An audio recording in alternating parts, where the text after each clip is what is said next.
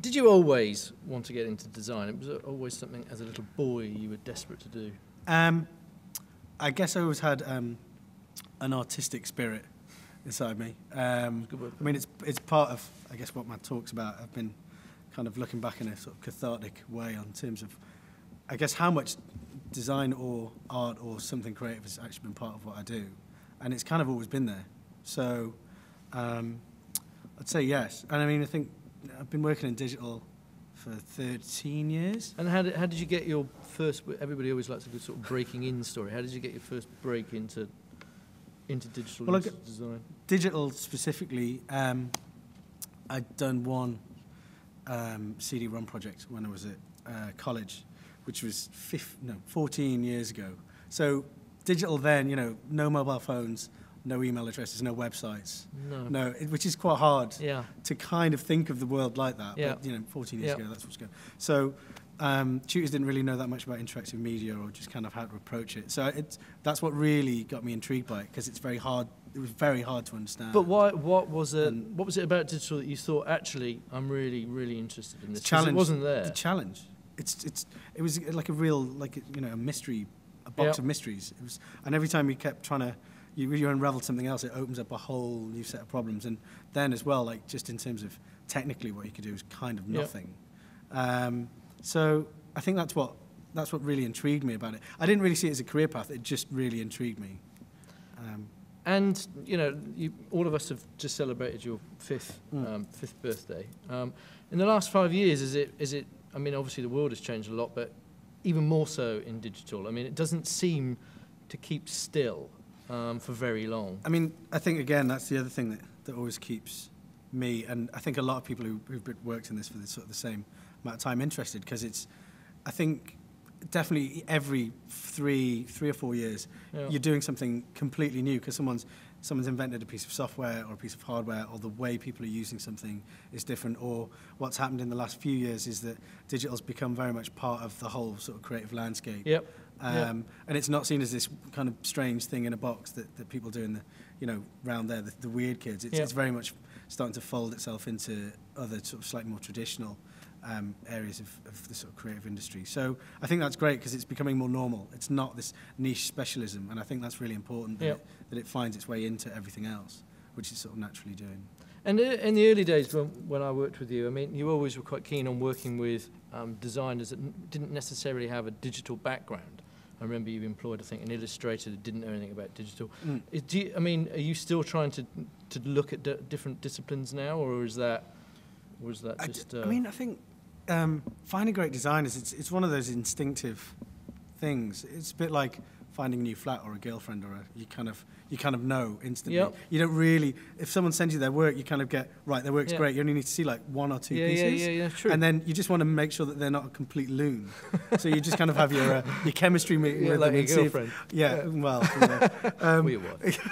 Or wife, yeah. Yes. And I think it's that. It's really that there's some internal thing that just switches on when you find someone that you can kind of believe in. You can see whether they've got the sensitivity and the understanding of sort of composition and basics of design, whether that is typography or it's just colour or it's form. You should really be able to do all of it. All of it, because that's interesting. Because when I spoke to Carl earlier in the year, he talked about. I said, look, you know, must have loads of people knocking on your door. Even I would knock on your door to work for you. And he was just like, the trouble is, people just can't do typography. We've got all these kids, but they do shit typography.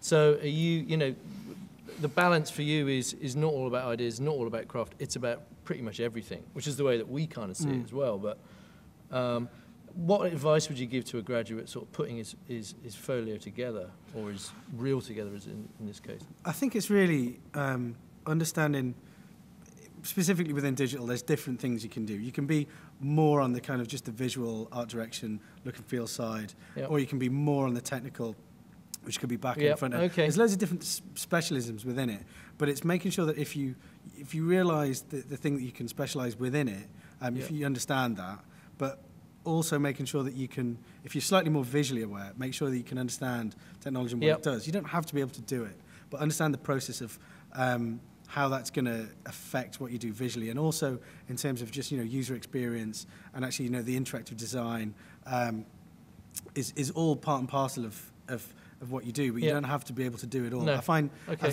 I meet very, very few people that are real one-man bands, and they tend to be these kind of super geniuses who just who can only work on their own because they can't work anywhere else. And I think the nicest thing about interactive is you kind of have to work with people. It forces you into team working. And quite often, you know, as we know, like great teams are very often sort of, you know, more of, they provide more of a sum of their parts in what they do. And I think that's what I've always really enjoyed, because I've always had to work with different people. And that kind of whole thing about, you know, as soon as you fold the way you work into someone else's, you get spat out at the other end. Changed, but usually for the better. And you've learned something from how they work. And I think it's that constant sort of balancing act between something shouldn't be overly technical, something shouldn't be overly. And what about visual. one sort of last question about when you're looking for someone that is more senior or not necessarily a graduate, but I mean, we often look for people that don't necessarily do what we do. Do you look towards someone who might have been in film or someone who might have been TV? Do you ever look for something that isn't necessarily, oh right, well we've got somebody who can do that. We've already got that. Do you ever look for another sort of discipline or somebody who's got, or around the edges of that?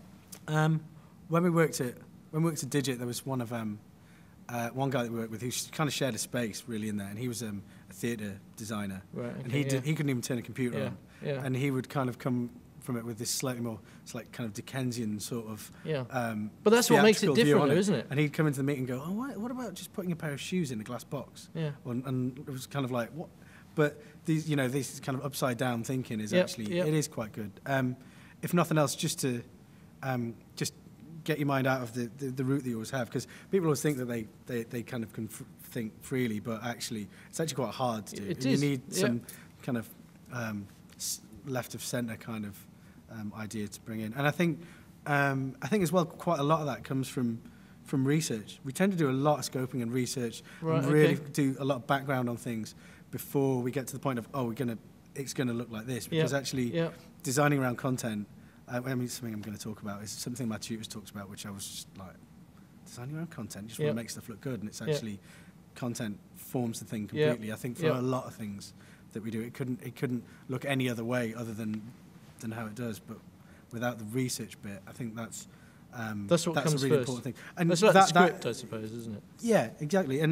But that might find you working with, you know, the Institute of Physicists. It might find you working with actors. It might find you working with deprived kids who are about to go into the penal system. The penal system? Penal system. The penal system. That sounds painful. Well, I haven't been there, Gareth. You evidently seem to know more about it. I said it sounds painful. I think we'll leave it there. Thank you. On that high note.